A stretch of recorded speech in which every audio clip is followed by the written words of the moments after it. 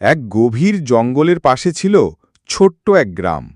সেই গ্রামের এক পুরনো গাছে থাকত একটি দুষ্টু কাঠবিড়ালি। নাম তার চুটি। চুটি ছিল দারুণ চালাক, ভীষণ পেটুক আর দুষ্টু। গ্রামের মানুষের হাত থেকে খাবার চুরি করাই ছিল তার প্রিয় কাজ। প্রতিদিন সকালে গাছের ডাল থেকে নিচে তাকিয়ে দেখে কে কি রান্না করছে। খিচুড়ি, মুড়ি, চানাচুর, সন্দেশ। চোখে তার জল এসে যায়। আজ তো খুশির দিন, হারুন কাকুর ঘরে সন্দেশ বানাচ্ছে। একটু খেলে আর কি হবে।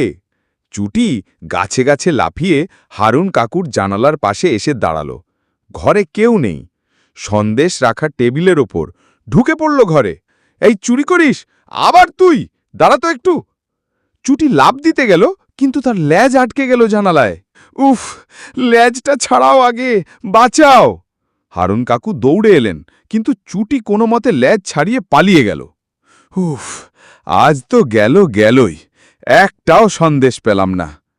পরদিন সে গেল রহিম চাচার দোকানে। বালতিতে ছিল চিনেমিনে বিস্কিট। ওয়াও, এত বিস্কিট! একটাও না, 10টা খাবো। বাঁচাও, চোর কাঠবিড়ালি, দেখো কি করে বিস্কিট খাচ্ছে। মানুষজন জড়ো হয়ে গেল। চুটি দৌড়ে পালালো, কিন্তু মাথায় কৌটো আটকে গেল। সে গাছে উঠে গিয়ে মাথা নাড়ছে, কৌটোও নাড়ছে, কিছুতেই খুলছে না। Cow cow, ঠুক ঠুক।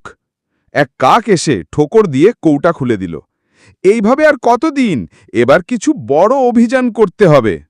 চুটি এবার গেল গ্রামের স্কুলে। মিড ডে মিলে খিচুড়ি আর ডিম রান্না হচ্ছিল।